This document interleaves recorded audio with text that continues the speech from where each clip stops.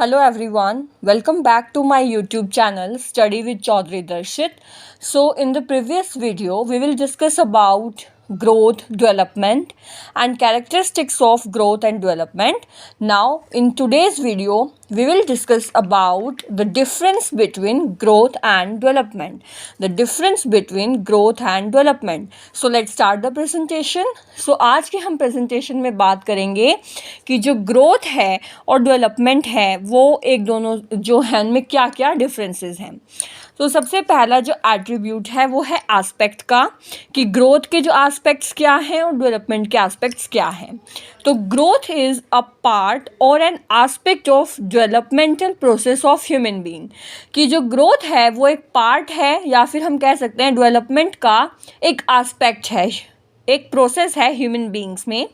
Where as development is a wider and comprehensive term. जो development है वो एक वाइडर और एक कॉम्प्रिहेंसिव टर्म है.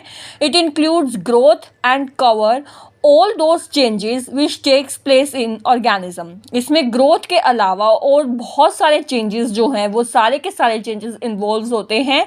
और वो चेंजेस कौन कौन से होते हैं जो एक ऑर्गेनिजम्स में होते हैं ग्रोथ के साथ साथ. तो जो ग्रोथ है वो क्या है, डेवलपमेंट का एक पार्ट है, एक एस्पेक्ट है.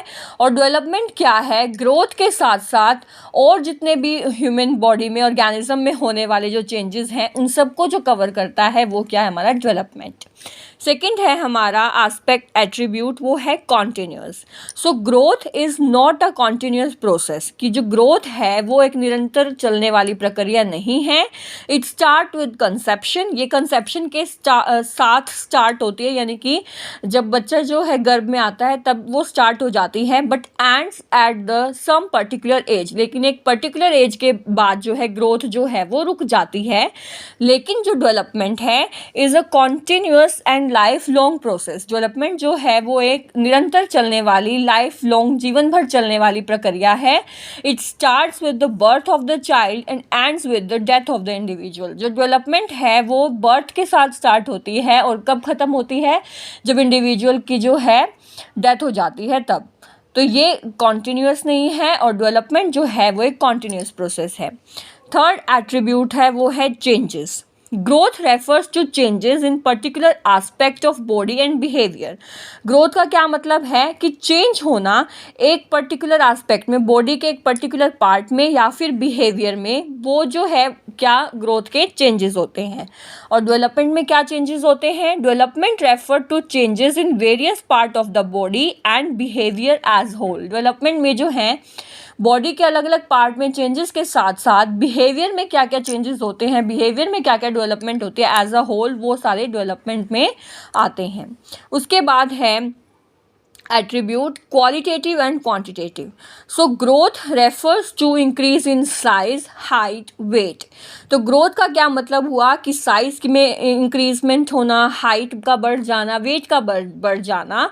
सो हम ये क्या कह सकते हैं कि जो ग्रोथ जो है वो एक क्वांटिटेटिव चेंज है, whereas development is qualitative as well as quantitative.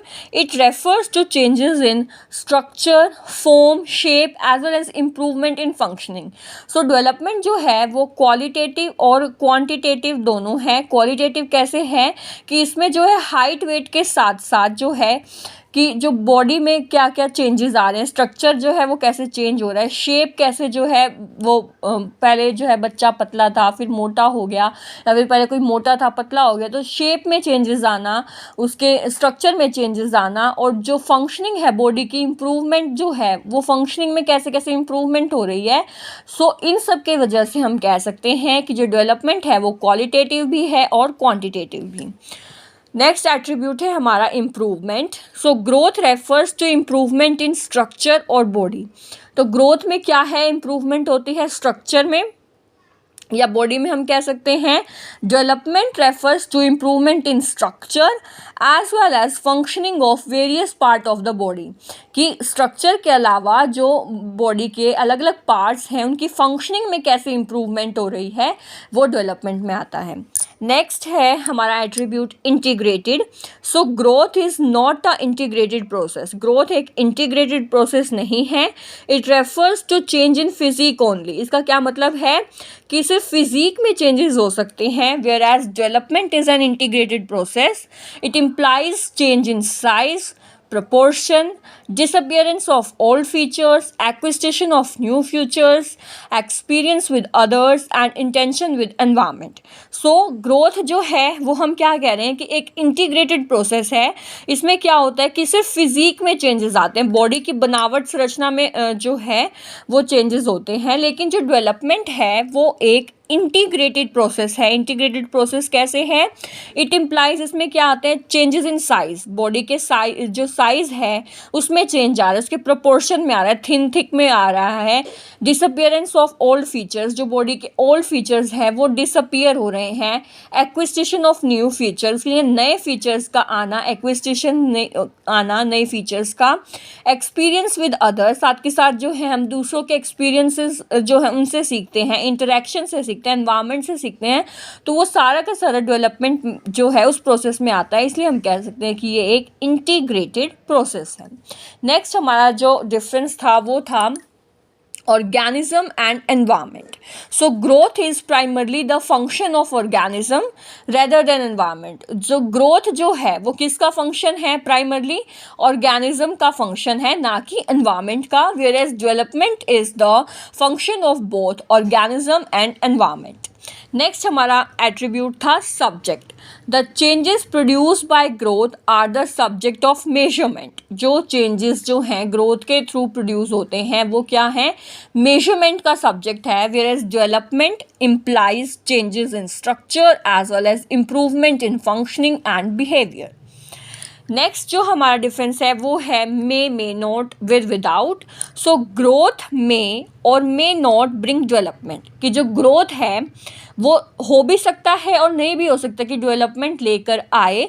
जैसे कि अ चाइल्ड में grow in terms of weight, कि एक बच्चा जो है वो वेट के वजन के हिसाब से तो ग्रो कर रहा है, ग्रोथ हो रही है उसमें, बाय बिकमिंग फैट, क्योंकि वो फैट दिख रहा है, मोटा दिख रहा है. But this does not bring any functional improvement and development. लेकिन इसका ये मतलब नहीं है कि उसकी बॉडी के और जो फंक्शंस हैं या उसमें और डेवलपमेंट या इम्प्रूवमेंट्स हो रहे हैं. और डेवलपमेंट में हम क्या कह सकते हैं? Generally growth and development go hand in hand, कि जो ग्रोथ और डेवलपमेंट है वो एक साथ चलने वाली प्रक्रिया है. But development is possible without growth, लेकिन डेवलपमेंट जो है वो बिना ग्रोथ के हो सकती है. ठीक है. अब नेक्स्ट जो हमारा टॉपिक था वो है factor responsible for growth and development. वो कौन कौन से फैक्टर हैं जो ग्रोथ और डेवलपमेंट के लिए रिस्पॉन्सिबल हैं? सो हेरिडिटी, कि जो ग्रोथ और डेवलपमेंट कैसे अफेक्ट करती है, जो हमारी वंशावली है. हेरिडिटी जो है कि भाई एक पेरेंट्स जो हैं उनके थ्रू जो है कुछ जो है क्रोमोसोम के थ्रू जब मेट करते हैं तो उनमें कुछ ना कुछ बीमारियां, कुछ ना कुछ डिजीज़ आ जाती हैं. तो हेरिडिटी जो है वो एक सबसे बड़ा फैक्टर है ग्रोथ और डेवलपमेंट के लिए. दूसरा एनवायरनमेंट, जिस एनवायरनमेंट में हम रहते हैं. तीसरा न्यूट्रिशन, कि हम किस तरीके का न्यूट्रिशन ले रहे हैं. फोर्थ जो है, जो सेक्स जो है, भाई मेल है फीमेल है, वो सब चीज़ें जो हैं फैक्टर रिस्पॉन्सिबल होती हैं ग्रोथ एंड डेवलपमेंट के लिए. अर्ली स्टिमुलेशन और चाइल्ड रियरिंग प्रैक्टिसेस, कि भाई चाइल्ड को जो है, बच्चे को जो है वो कैसे जो है उसको वातावरण मिल रहा है, कैसे हम उसको जो है सिखा रहे हैं, जो चाइल्ड रियरिंग प्रैक्टिसेस होती हैं. और ये सारे जो फैक्टर्स हैं ये रिस्पॉन्सिबल होते हैं ग्रोथ एंड डेवलपमेंट के लिए. उसके बाद हम बात कर रहे हैं stages of human development. Human development की स्टेजेस क्या क्या होती हैं? तो स्टेजेस कौन कौन सी होती हैं ह्यूमन डेवलपमेंट की? 4 स्टेजेस होती हैं: infancy, childhood, adolescence and adulthood. So infancy जो है वो फ्रॉम बर्थ टू 2 ईयर, जो बच्चा 0 से 2 ईयर की एज का होता है वो किस में आता है? इन्फेंसी में. उसके बाद हम बात करें चाइल्डहुड की. चाइल्डहुड में जो बच्चे 2 से 6 साल के होते हैं उनको हम अर्ली चाइल्डहुड में लेते हैं और 6 से 12 वालों को लेट चाइल्डहुड में लेते हैं. 2 to 6, 6 to 12. उसके बाद एडोलसेंस में आ गए. एडोलसेंस में 2 स्टेज होती हैं फिर से, प्री एडोलसेंस और एडोलसेंस. सो प्री एडोलसेंस जो है और एडोलसेंस ये 12 से 18 ईयर्स के आ गए. और जो अडल्टहुड है वो कितने में के आ गए? 18 to 65 plus years.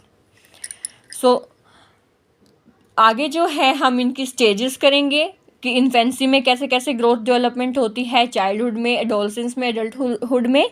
So thanks for watching. For more updates, like, share and subscribe my YouTube channel.